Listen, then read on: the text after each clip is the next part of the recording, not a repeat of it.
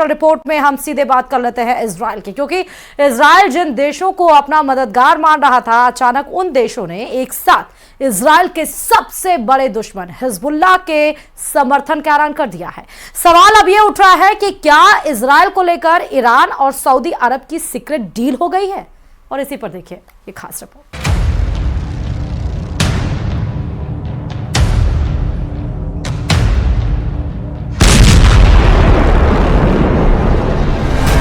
ये video Lebanon से आया है। इसे रिकॉर्ड करने वाला इजराइल का ड्रोन है और नीचे भागते हुए लोग हिजबुल्लाह के लड़ाके हैं।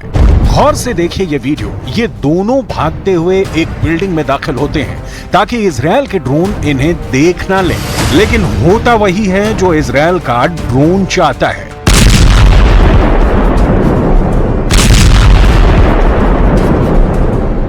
ये उत्तरी इजराइल और दक्षिणी लेबनान के बॉर्डर का इलाका होल्डा है और यहां पर इजराइल ने ये सर्जिकल स्ट्राइक कर दी।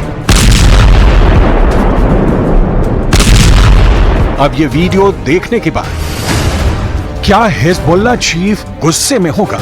क्या बेंजामिन नेतन्याहू जश्न मनाएंगे?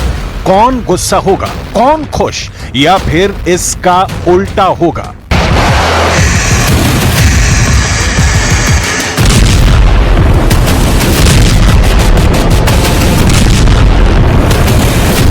क्योंकि लेबनान और इजराइल के बॉर्डर पर चल रहे युद्ध के बीच एक ऐसी खबर आई है जिसने इजराइल की उम्मीदों के बड़े परखच्चे उड़ा दिए हैं।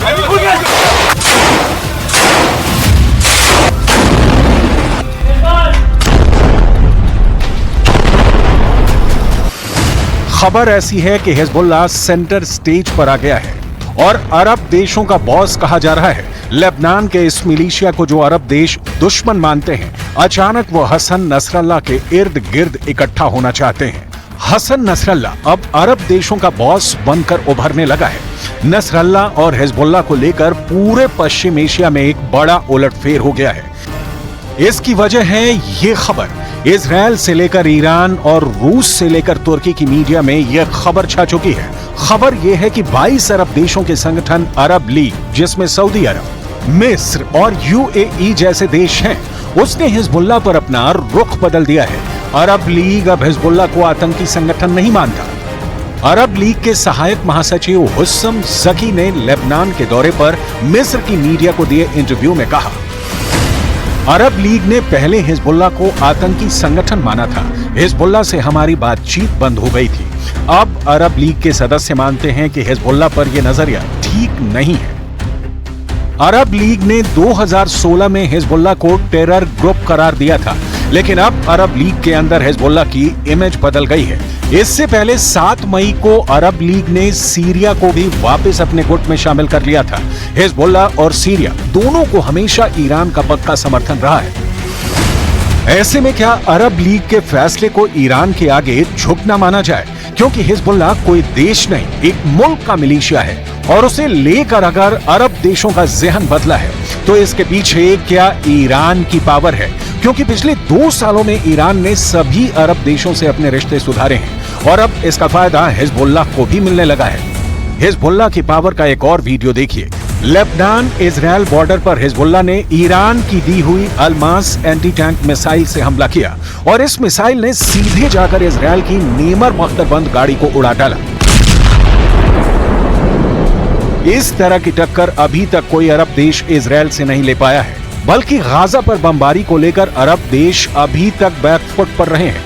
हालांकि अब हिजबुल्लाह जिस तरह से इजराइल पर हमले कर रहा है, उसने अरब लीग को एक अलग प्रेशर में डाल दिया है। अरब लीग ने अब अपना फैसला बदल दिया है और यही वजह है कि हिजबुल्लाह के ठिकानों पर बम गिरने के बावजूद हसन नसरल्लाह बहुत खुश हैं और अरब लीग के एक्शन से बेंजामिन नेतन्याहू को बहुत बड़ा सदमा लगा है। अरब देशों के रुख ने हिजबुल्लाह और इजराइल का मूड बदल दिया है। हालांकि इसमें कोई शक नहीं कि हसन नसरल्लाह ने अभी तक इजराइल के खिलाफ उत्तर में जो मोर्चा खोला हुआ है, उसमें हिजबुल्लाह को लगातार झटके मिले हैं। बहुत कम दिन ऐसे गुजरते हैं जब लेबनान में हिजबुल्लाह के किसी लड़ाके का जनाजा ना निकले।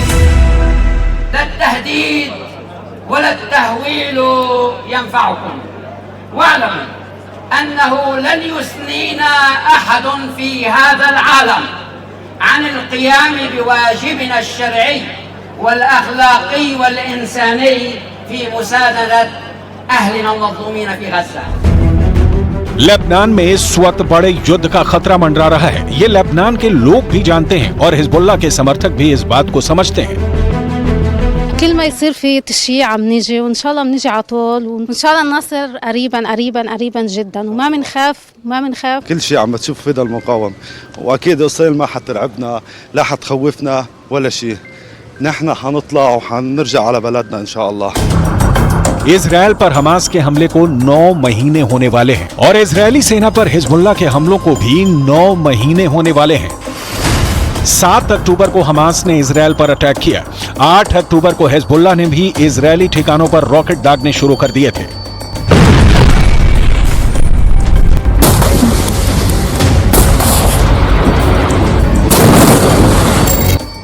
इजरायल के रक्षा मंत्री यो गैलेंट ने कहा है कि हिजबुल्लाह इजरायल से युद्ध की बड़ी बड़ी बातें करता है, लेकिन सच यह है कि इजरायल की जवाबी कार्रवाई में उसे बड़ा नुकसान उठाना पड़ा है।